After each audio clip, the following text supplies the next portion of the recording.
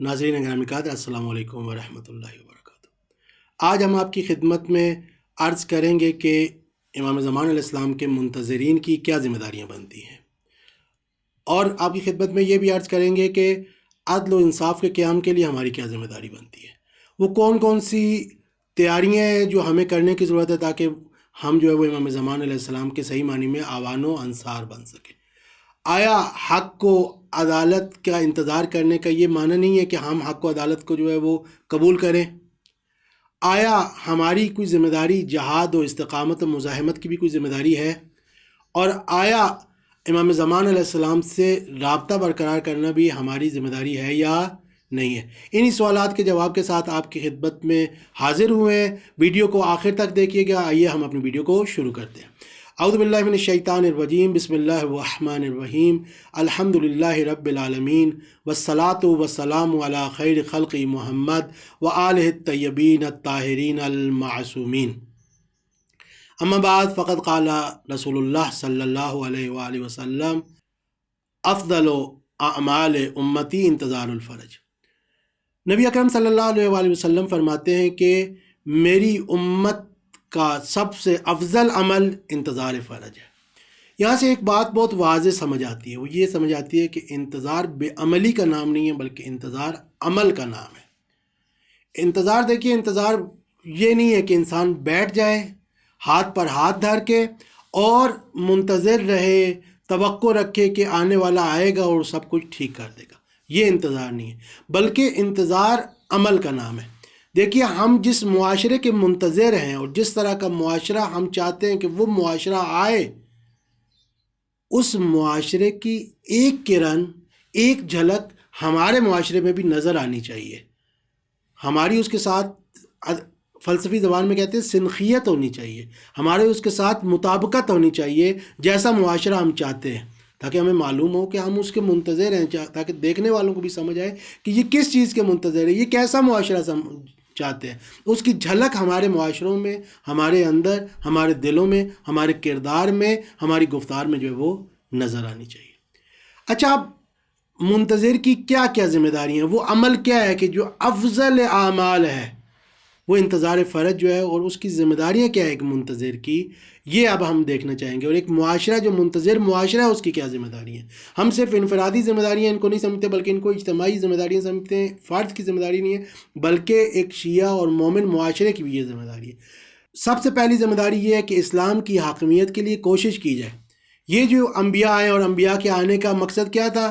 ان اعبدوا اللہ واجتنبوا الطاغوت، اللہ کی عبادت کی جائے، توحید کا راج ہو، معاشرے میں خدائی رنگ ہو، اور طاغوت سے جو ہے وہ اجتناب کیا جائے، اور معاشرے میں جو ہے وہ سماجی عدل و عدالت اور سوشل جسٹس قائم ہو۔ ان سب چیزوں کو قائم کرنے کے لیے ہمیں اسلام کی حاکمیت کو قائم کرنے کی ضرورت ہے۔ ہمارے گھر میں، ہمارے اپنے اندر، ہمارے گھر میں، ہمارے معاشرے میں، ہمارے ملک میں اسلام حاکم ہو، اسلامی اقدار حاکم ہو، حدود الہی پامال نہ ہوں بلکہ حدود الہی قائم ہوں، برقرار ہوں۔ یہ بہت ضروری ہے۔ اگر ہم صحیح معنوں میں منتظر ہیں تو یہ ہماری ذمہ داری بنتی ہے کہ وہ معاشرہ، جو معاشرہ امام زمان علیہ السلام قائم کریں گے، ہمیں معلوم ہے اس میں اسلام حاکم ہوگا، لہٰذا ہم اس معاشرے کے نزدیک کریں خود کو۔ دیکھیے، اگر ہم منتظر ہیں کہ ایک سورج جو ہے وہ طلوع ہونا ہے تو اس کا یہ مطلب نہیں ہے کہ ہم خود تاریک رات میں گٹا ٹوپ اندھیرے میں رہیں۔ چراغ تو جلا سکتے ہیں نا، وہ چراغ جلانا ہماری ذمہ داری ہے۔ ہمیں معاشرے کو اور تاریخ کو، تاریخ بشریت کو اس نقطے، اس جگہ تک لے کے جانا ہے کہ ایک حد تک کام انجام دینا ہے، 50%، 60%، 40%، کہ امام زمان علیہ السلام کے لیے زمینہ فراہم ہو، وہاں سے کاموں کو آگے بڑھائیں، نہ یہ کہ امام زمان آئیں گے اور زیرو سے شروع کریں گے۔ لہٰذا اسلام کی حاکمیت کے لیے، اسلامی احکام کی حاکمیت کے لیے، اللہ تعالیٰ کے توحید کی حاکمیت کے لیے اور معاشرے کو توحیدی بنانے کے لیے اقدامات کرنا، یہ ہماری ذمہ داری ہے۔ دوسری ذمہ داری کیا ہے؟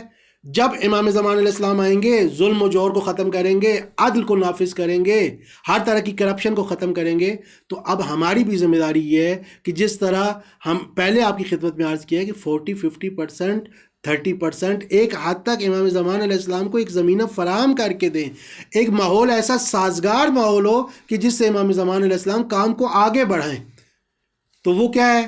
ہم بھی عدل کے نفاذ کے لیے اپنی کوشش کریں۔ ٹھیک ہے، ہم اس حد تک کوشش نہیں کر سکتے جتنا ولی خدا جس طرح کوشش کر سکتا ہے، ہم اہداف کو اتنا آگے نہیں بڑھا سکتے جس طرح ولی خدا آگے بڑھا سکتے ہیں، لیکن اس کا یہ مطلب نہیں ہے کہ ہماری ڈائریکشن وہ ڈائریکشن نہ ہو کہ جو ولی خدا کی ڈائریکشن ہو۔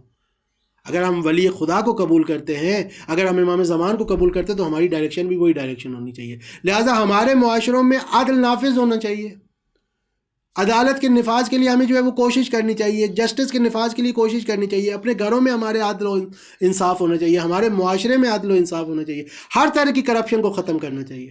رشوت ہے، ایک کرپشن ہے، اس کو ختم کریں۔ نااہل لوگوں کا اوپر آنا ہے، یہ ایک کرپشن ہے، اس کو ختم کریں۔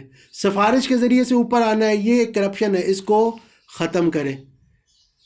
پارٹی بازی ہے، ایک دوسرے کا ساتھ دینا، اپنے قبیلے والوں کا ساتھ دینا، اپنے سے جو منسلک لوگ ہیں چاہے وہ اہل نہ بھی ہوں، چاہے ان کا حق نہ بھی ہو، ان کا ساتھ دینا، یہ کرپشن ہے، اس کو ختم کریں۔ اپنی ذمہ داریوں کو انجام نہ دینا، لوٹ مار کرنا، یہ کرپشنز ہیں۔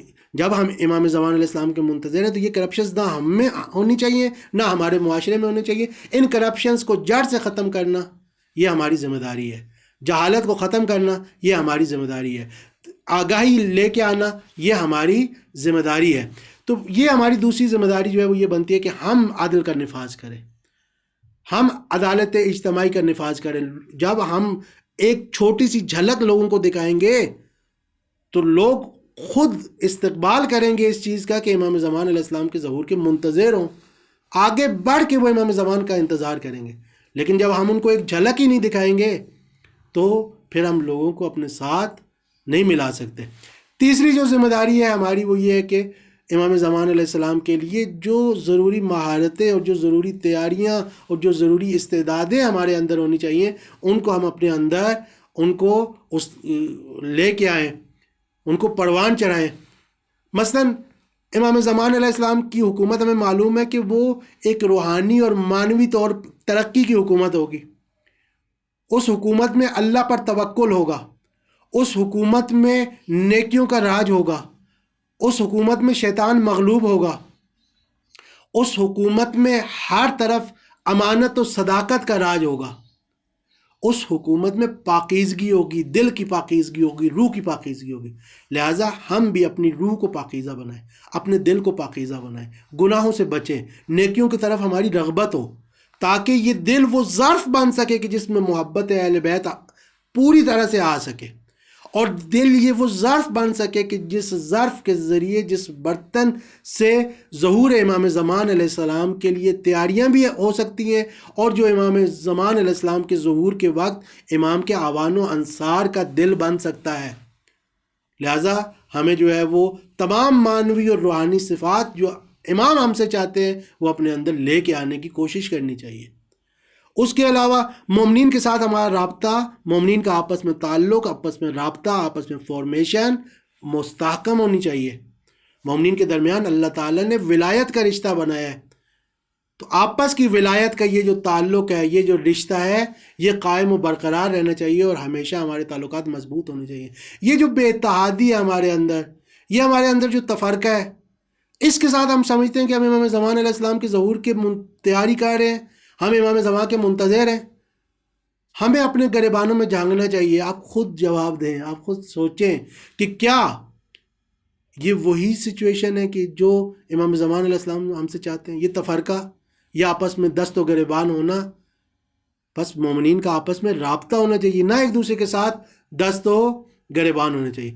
اس کے علاوہ مبارزے کے لیے جتنی تیاریاں چاہیے، ظلم سے مبارزے کے لیے سیاسی استحکام چاہیے، اجتماعی طور پہ مضبوط ہونے کی ضرورت ہے، ایجوکیشن میں مضبوط ہونے کی ضرورت ہے، مالی اور اقتصادی طور پہ مضبوط اور معاشی طور پہ مضبوط ہونے کی ضرورت ہے۔ تو مبارزے کے لیے یہ جتنی چیزوں کی ضرورت ہے یہ ہمارے اندر جو ہے وہ ابھی سے ہم اس کے لیے تیار ہوں، تاکہ ہم ظلم کا مبارزہ کر سکیں۔ ظلم کے مبارزے کے راستے میں ہمیں جو ہے وہ فائنینشلی بھی مضبوط ہونا ہوگا، ہمیں جو ہے وہ کلچرلی بھی مضبوط ہونا ہوگا، ہمیں ایجوکیشنلی بھی مضبوط ہونا ہوگا، ہمیں پولیٹیکلی بھی مضبوط ہونا ہوگا اور سوشلی بھی مضبوط ہونا ہوگا. ہر طرح سے ہر میدان میں مضبوطی چاہیے تاکہ ہم ظلم کا صحیح طرح سے مقابلہ کر سکیں، اس کے ساتھ جو ہے وہ مبارزہ کر سکیں. اس کے علاوہ جسمانی اور روحانی طور پہ جتنی ہمیں تیاریوں کی ضرورت ہے وہ ساری کی ساری تیاریاں کریں. ہمیں آگاہی اور بصیرت کی ضرورت ہے. امام کو ایسے افراد نہیں چاہیے جو بے بصیرت ہوں، لہٰذا ہمیں سیاسی اور اجتماعی آگاہی اور بصیرت ہونی چاہیے، دینی آگاہی اور بصیرت ہونی چاہیے. ہم معاملہ فہم ہوں، اس کے لیے ظاہری بات ہے مطالعات کی ضرورت ہے، اس لیے ظاہری بات ہے تاریخ سے آشنا ہونے کی ضرورت ہے. لہٰذا یہ ایک ہماری ذمہ داری ہے کہ ہم اپنے اندر بصیرت کو لے کے ہم اپنے ارادوں کو مضبوط کریں. گناہ سے ارادے کمزور ہوتے ہیں، نیکی کا عمل کرنے سے ارادے جو ہے وہ مضبوط ہوتے ہیں. بڑے بڑے کام کرنے اور اہداف کے لیے کام کرنے سے ارادے مضبوط ہوتے ہیں. امام زمان علیہ السلام کو مضبوط ارادے چاہیے، لہٰذا ہم اپنے ارادوں کو مضبوط کریں. ایسی چیزیں جو ہمارے اندر انگیزے اور محرکات کو جو ہے وہ ان میں اضافہ کرے، ہم ایسے کام کرنے چاہیے، ایسے کام کرنے چاہیے کہ اور ایسی چیزیں ایسے معاشرے میں جانا چاہیے، ایسی تربیت کرنی چاہیے اپنے معاشرے کی کہ امید ہو معاشرے میں، انگیزہ ہو معاشرے میں، معاشرہ کچھ کرنا چاہتا ہو، کچھ کرنے کی صلاحیت، کچھ کرنے کی ہمت، کچھ کرنے کا جذبہ ہمارے اندر جو ہے وہ ہونا چاہیے، اور ہمارے دل جو ہے وہ نورانی ہونا چاہیے. تو یہ تیاری، جسمانی اور روحانی تیاری جو ہے وہ یہ بہت ضروری ہے کہ امام زمان علیہ السلام کے لیے ہم انجام دیں. اس کے علاوہ اگر ہم امام زمان علیہ السلام کی حکومت میں عدل و عدالت چاہتے ہیں، ہم حق کا غلبہ چاہتے ہیں، تو ہماری زندگیوں میں بھی یہ ہو کہ ہم حق اور عدل کو قبول کر رہے ہیں. اگر ہم حق اور عدل کو ایکسیپٹ نہیں کریں گے، قبول نہیں کریں گے، تو جب امام زمان علیہ السلام آئیں گے وہ تو حق اور عدل کو لے کے آئیں گے.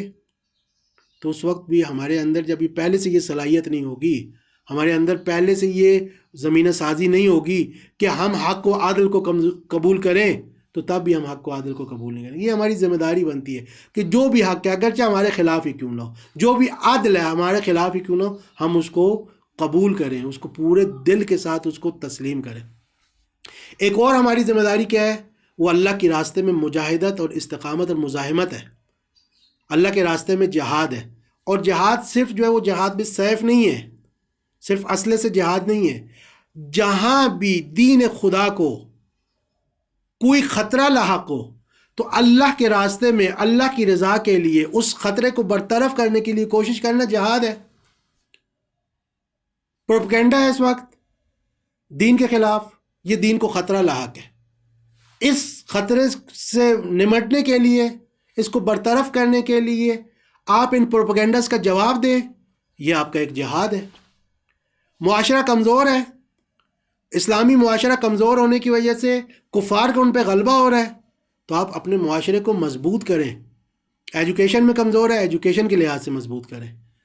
اگر وہ پولیٹیکلی کمزور ہے تو پولیٹیکلی اس کو مضبوط کریں. اگر سوشلی کمزور ہے اس کو سوشلی مضبوط کریں. کلچرل مسائل ہیں، کلچرل حملے ہیں، ثقافتی حملے ہیں، تو آپ ثقافتی میدان میں جہاد کریں. ہر طرح کے جہاد اور مزاحمت اور جدوجہد انسان جو ہے وہ کرے اور اس کے لیے آمادہ رہے اور اس کی زندگی جدوجہد پر مبنی ہو. یہ ہے منتظر حقیقی، اور یہ ہے منتظر کا وظیفہ. اور آخری وظیفہ جو آپ کی خدمت میں، اور آخری ذمہ داری جو آپ کی خدمت میں عرض کروں گا، ان سب ذمہ داریوں کے ساتھ ساتھ اور ان سب ذمہ داریوں پر حاوی ہے، اور اگر یہ ذمہ داریاں ہم انجام دیں گے تو باقی تمام ذمہ داریاں بھی انجام دیں گے. وہ امام زمان علیہ السلام سے تعلق قائم کرنا ہے، امام زمان علیہ السلام سے رابطہ قائم کرنا ہے، امام سے توسل، امام سے راز و نیاز، امام سے استمداد، مختلف جگہ پر امام علیہ السلام سے ہمارا رابطہ قائم ہونا، دعائے توسل کے ذریعے سے، زیارت آل یاسین کے ذریعے سے، دعائے عہد کے ذریعے سے ہم امام کے ساتھ ہمیشہ عہد و پیمان جو ہے وہ اپنا جو ہے وہ مضبوط کریں، تجدید عہد کریں، امام کے ساتھ تجدید بیعت کریں، امام علیہ السلام کے ساتھ اپنا رابطہ جو ہے وہ برقرار رکھیں، امام کے بارے میں مطالعات کریں، دعا و مناجات جو ہے وہ امام کے ظہور کے لیے دعا کریں، مناجات کریں اور ان سے توسل کریں. یہ جو ہمارا رابطہ ہے امام کے ساتھ، خاص کر کے جب ہم ایک زندہ و حی امام کے ماننے والے ہیں، تو ہمارا حجت خدا کے ساتھ جو ہے وہ رابطہ ہے، جو کہ وسیلہ فیض الہی ہے. تو اس کے ساتھ ہمارا جو رابطہ ہے وہ مضبوط ہونا چاہیے. یہ رابطہ جتنا مضبوط ہوگا، کیونکہ یہ رابطہ، اس رابطے میں خدائی رنگ ہے، تو ہمارا خدا کے ساتھ رابطہ مضبوط ہوگا. اور برعکس بھی ہے، جب تک ہمارے ساتھ خدا کے ساتھ رابطہ مضبوط نہیں ہوگا، امام زمان کے ساتھ بھی رابطہ مضبوط نہیں ہوگا. لہٰذا امام کی محبت، امام کی مودت، امام کی اطاعت، یہ اس کے ذریعے سے ہم باقی ائمہ کی اطاعت، اہل بیت اطہار کی اطاعت کے ذریعے سے ہم جو ہے وہ اپنا رابطہ جو ہے وہ مضبوط کریں. ہماری ایک اور ذمہ داری کیا ہے؟ اسلام شناسی ہے، کہ ہم اسلام کو پہچانیں، ہم اسلام کے اعلیٰ اہداف کو پہچانیں، ہم اسلامی اقدار کو پہچانیں. یہ خود بصیرت کے حوالے سے ضروری ہے، یہ امام کی تیاری کے لیے جو ہے وہ ضروری ہے. اس طرح کی مختلف ذمہ داریاں ہیں، اور بھی ذمہ داریاں ہیں جو چیدہ تھیں، وہ میں نے آپ کی خدمت میں عرض کر دی ہیں. انشاءاللہ ہم اسی سلسلے کی مزید کڑیوں کے ساتھ بھی آپ کی خدمت میں حاضر ہوتے رہیں گے. آپ کا اگر کوئی بھی تجویز ہے، کوئی بھی سوال ہے، تو آپ کمنٹ سیکشن میں ضرور کیجئے. اس کے علاوہ جو ہے وہ اگر ہماری پچھلی ویڈیوز ہیں ان سب کا جو اس حوالے سے، اس سلسلے کے حوالے سے سیریز کی جو پچھلی ویڈیوز ہیں، وہ ساری کی ساری ان کا لنک جو ہے وہ ہم ڈسکرپشن میں بھی دے رہے ہیں، اور اپنی اس پوری ویڈیو میں مختلف جگہ پہ ہم نے آئی بٹنز میں بھی جو ہے وہ دیے ہیں. آپ کو اگر ویڈیو پسند آئی ہے تو آپ اس کو لائک ضرور کیجئے، ہمارے چینل کو سبسکرائب کیجئے، تاکہ اس طرح کی مزید ویڈیوز جو ہے وہ آپ کو ملتی رہیں. انشاءاللہ اسی سلسلے کی اگلی کڑی کے ساتھ آپ کی خدمت میں دوبارہ حاضر ہوں گے. تب تک آپ کا اللہ تعالیٰ حامی و ناصر ہو. والسلام علیکم ورحمۃ اللہ وبرکاتہ.